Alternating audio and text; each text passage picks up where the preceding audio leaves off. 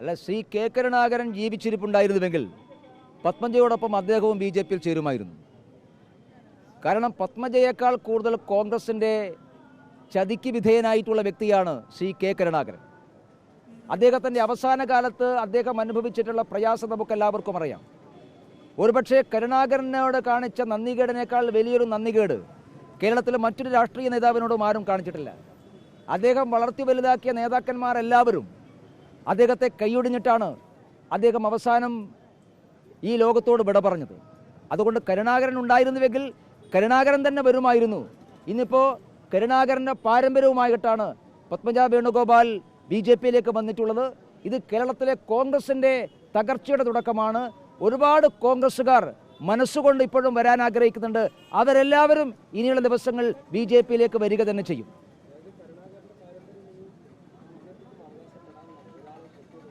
കരുണാകരൻ്റെ പാരമ്പര്യം പത്മജയ്ക്ക് കൂടി അവകാശപ്പെട്ടതാണല്ലോ.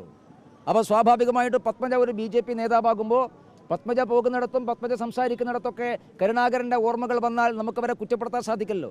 കരുണാകരൻ്റെ പാരമ്പര്യം ഒരാൾക്ക് മാത്രം അവകാശപ്പെട്ടതല്ല, അത് പത്മജയ്ക്ക് കൂടി അവകാശപ്പെട്ടതാണ്. കരുണാകരനുമായിട്ട് രാഷ്ട്രീയമായ അഭിപ്രായ വ്യത്യാസം BJP-ക്കുണ്ട്. പക്ഷെ ഒരു കാര്യം അന്നും ഇന്നും ഞങ്ങൾ സമ്മതിക്കുന്നത്, കേരളം കണ്ടിട്ടുള്ള ഏറ്റവും പ്രഗത്ഭനായിട്ടുള്ള ഭരണാധികാരിയായിരുന്നു ശ്രീ കെ കരുണാകരൻ. കേരളത്തിൻ്റെ വികസനത്തിന് ഏറ്റവും കൂടുതൽ സംഭാവന നൽകിയിട്ടുള്ള വ്യക്തിയായിരുന്നു ശ്രീ കെ കരുണാകരൻ. ഇന്ന് കേരളത്തിൽ ഉയർന്നു വന്നിട്ടുള്ള പല വികസന സംരംഭങ്ങളുടെ തുടക്കം ശ്രീ കെ കരുണാകരനിലൂടെയാണ്. അതിന് ഏറ്റവും പ്രത്യക്ഷമായ തെളിവാണല്ലോ നെടുമ്പാശ്ശേരി വിമാനത്താവളം. അതുകൊണ്ട് അന്നും ആ സംരംഭങ്ങളെയൊക്കെ ഞങ്ങൾ സ്വാഗതം ചെയ്തിട്ടുള്ളതാണ്. രാഷ്ട്രീയം വേറെയാണ്, വികസന നിലപാട് വേറെയാണ്. അതുകൊണ്ട് കേരളത്തിൻ്റെ വികസനത്തിന് കെ കരുണാകരൻ നൽകിയിട്ടുള്ള സംഭാവനകളെയൊന്നും ഒരു ഘട്ടത്തിലും BJP കുറച്ച് കണ്ടിട്ടില്ല. അതിനെ മാനിക്കുക തന്നെ ചെയ്തിട്ടുണ്ട്, ഇനിയും മാനിക്കും.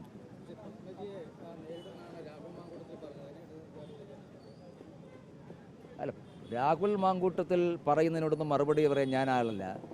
രാഹുൽ മാങ്കൂട്ടത്തിൽ എന്ന് പറഞ്ഞാൽ വ്യാജ ഐഡൻറ്റി കാർഡ് ഉണ്ടാക്കിയ ഒരു പ്രസിഡന്റ് ആയിട്ടുള്ള ആളാണ്. അയാൾ പറയുന്നത് ഞാനെന്ത് മറുപടി പറയാനാ? അയാൾക്കുള്ള ഏറ്റവും നല്ല മറുപടി പത്മജ വേണുഗോപാൽ തന്നെ കൊടുത്തിട്ടുണ്ട്. അയാൾ TV-യിലൂടെ വളർന്നു വന്നിട്ടുള്ള ആളാണെന്ന്. അതിനേക്കാൾ അപ്പുറത്തുള്ള മറുപടിയൊന്നും രാഹുൽ മാങ്കൂട്ടത്തിൽ അർഹിക്കുന്നുമില്ല.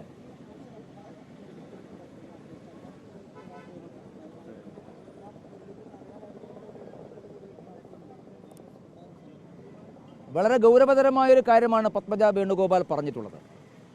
കോൺഗ്രസിനകത്തെ ഹിന്ദു നേതാക്കന്മാർ അനുഭവിക്കുന്ന ബുദ്ധിമുട്ടാണ് പത്മജ വേണുഗോപാൽ പുറത്തു പറഞ്ഞിട്ടുള്ളത്. മുസ്ലിം ലീഗിനും സംഘടിത മുസ്ലിം സമുദായ സംഘടനകൾക്കും വേണ്ടി വഴിപെട്ട് അറിവുമിൽ മുട്ടുകുനിച്ച് ഓച്ചാനിച്ച് സ്വന്തം വിശ്വാസം പോലും സംരക്ഷിക്കുവാൻ പല കോൺഗ്രസ് നേതാക്കന്മാർക്കും സാധിക്കുന്നില്ല എന്നുള്ളത് പത്മജ തുറന്നു പറഞ്ഞു. പത്മജ തുറന്നു പറഞ്ഞ കാര്യം നേരത്തെ നമ്മൾ ചർച്ച ചെയ്തിട്ടുള്ളതാണ്.